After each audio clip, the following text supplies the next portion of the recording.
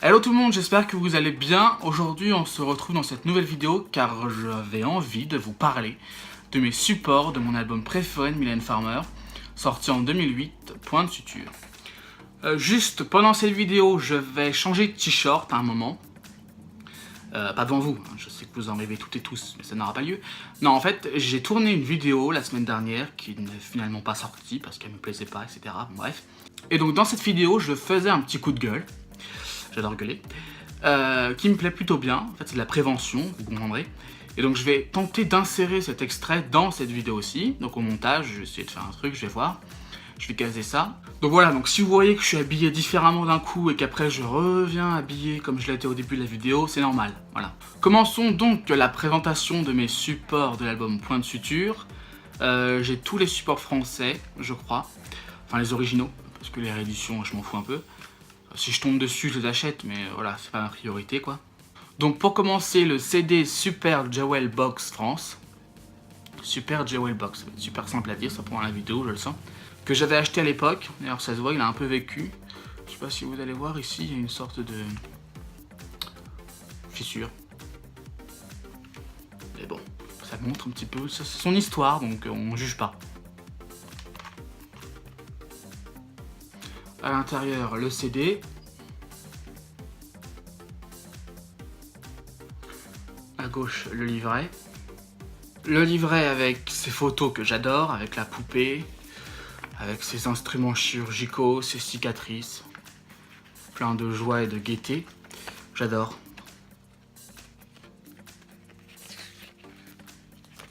Une seule photo de Mylène dedans. D'ailleurs, à ce que j'ai lu une fois, c'est cette photo-là qui devait à la base servir pour la pochette. Mais vu que la photo est sortie, a fuité sur internet avant la sortie de l'album, et ben elle a décidé de changer la pochette pour avoir une pochette inédite en fait. Je crois, hein, j'ai lu ça, donc après, c'est peut-être des conneries, je sais pas, mais voilà. Très beau livret, j'adore. Dans toutes mes vidéos, je dis j'adore, j'adore, c'est magnifique, j'adore, j'adore, c'est magnifique. Quel vocabulaire, franchement, je suis vraiment une palette de mots, moi. Les non-fans là-dedans, vous devez connaître... C'est un peu con cette question en fait, hein. Parce qu'il y a grand public et grand public. En fait, moi, c'est vrai que quand je parle avec des gens non fans de Mylène, dans les chansons récentes, ils me parlent d'Appelle mon numéro, ils me parlent de C'est dans l'air, mais il y a aussi des gens qui vont absolument pas du tout connaître ces chansons, qui vont me dire que Mylène n'a pas sorti d'album depuis 20 ans, voilà.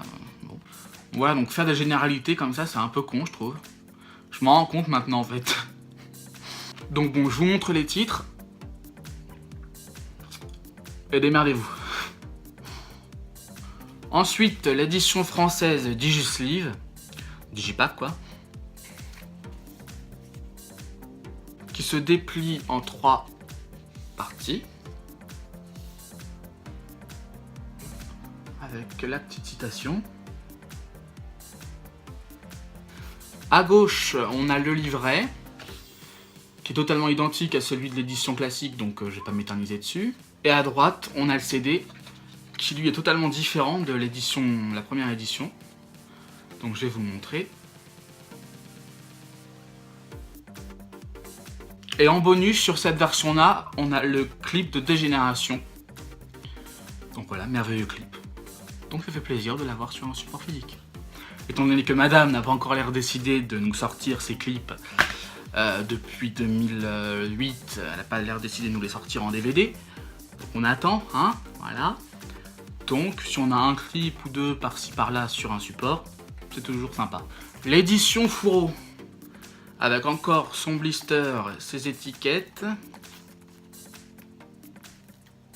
Avec à l'intérieur l'édition Super Jewel Box, que je viens de vous présenter, donc je ne vais pas vous la représenter. Pour ceux qui ne connaissent pas, l'édition fourreau, c'est un support qui sort quelques mois après la sortie initiale de l'album, sous ce format-là, mais moins cher en fait, 10 ou 15 euros je crois, je sais plus trop. Et donc voilà, c'est sympa. Pour cet album-là, il y a plusieurs éditions, il y a 3 fourreaux différents je crois. Mais bon, j'ai que le premier parce que voilà, ça m'intéresse pas trop les autres.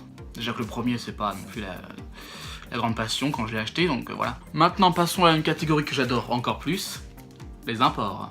Avec pour commencer le deuxième pressage allemand, ou Europe, comme vous voulez, je m'en fous. Un CD cristal cette fois. À l'intérieur, c'est identique à la version Super Jewel Box. Ensuite, le pressage russe que j'ai scellé, donc je ne vais pas vous montrer l'intérieur. Mais je crois pas qu'il y ait de changement faramineux. Je crois que le livret est plus court, il n'y a que 4 pages je crois. Avec bien sûr le petit sticker hologrammé. Vous n'allez rien voir, mais les crédits en bas sont marqués en russe. Non, vous voyez absolument rien, c'est immonde. Bref, croyez-moi, c'est marqué en russe, voilà. Ensuite, l'import ukrainien.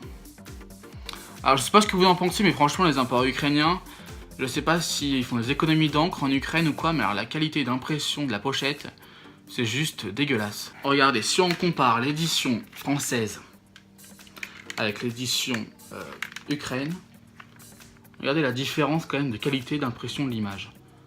Je sais pas si vous allez vous rendre compte à la caméra, mais en vrai c'est quand même assez flagrant. Non seulement c'est pas imprimé terriblement, mais en plus la qualité du boîtier, je trouve vraiment que c'est un plastique, ça craque, c'est pas très solide, on sent que c'est assez fragile. L'intérieur on le connaît, il y a quand même la police d'écriture du titre sur le CD qui change. Et puis le livret, ils se sont pas foulés, c'est juste un petit feuillet avec 2 pages seulement. Voilà, c'était court mais intense. Avec à l'extérieur le petit sticker hologrammé. J'adore. C'est des digipacks ukrainiens que j'ai là aussi scellés, donc je ne vais pas vous montrer l'intérieur. Avec encore et toujours le petit sticker hologrammé. À l'intérieur, je crois que c'est comme le CD ukrainien cristal que je viens de vous montrer, sauf qu'au lieu d'avoir un feuillet de 2 pages, il n'y a carrément pas de livret. Voilà. Donc c'est assez épuré. Maintenant, mon préféré, les imports asiatiques. Là, c'est le Taïwan.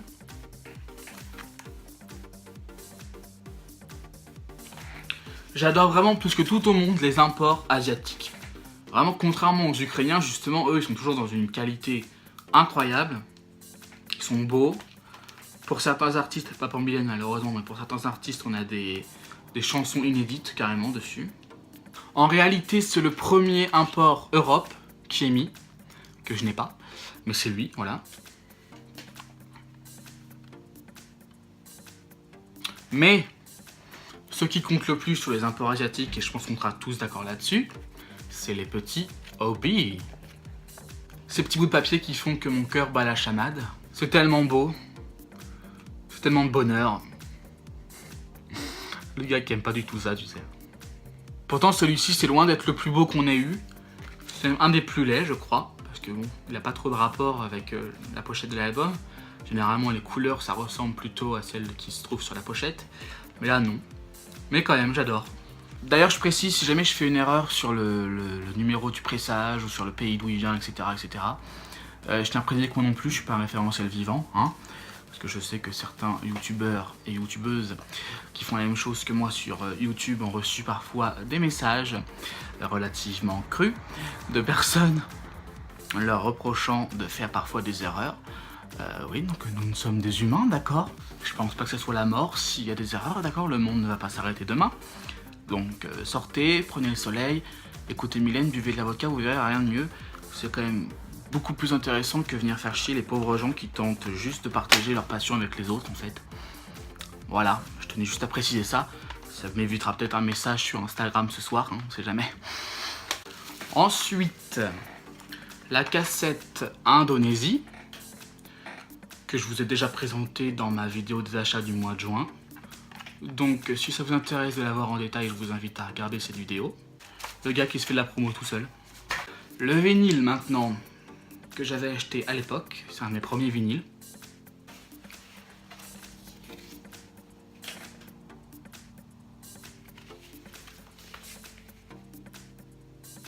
C'est tellement divin en grand. Je pense que vous aurez compris que j'adorais ce design. Avec des belles sous-pochettes imprimées.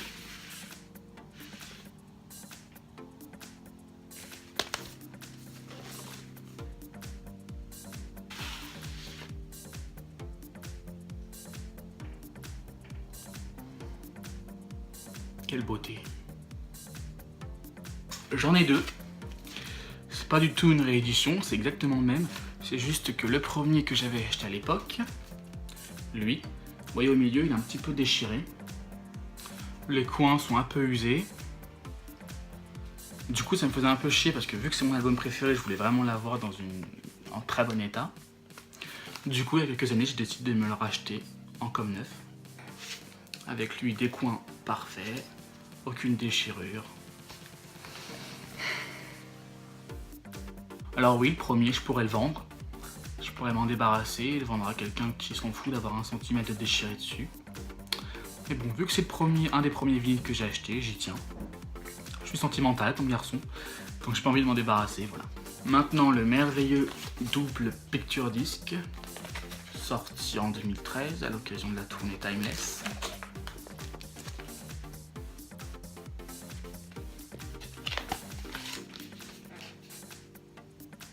Bon, niveau son, ça vaut pas un bon vinyle noir, mais esthétiquement, c'est vraiment parfait. Pour terminer, le collector, qui se présente comme ça, dans cette petite boîte. À l'intérieur, c'est comme ça. On a le CD Digipack que je vous avais présenté en début de vidéo. C'est exactement le même, donc bon, je vais pas vous le représenter. En dessous, on a le CD promo des générations.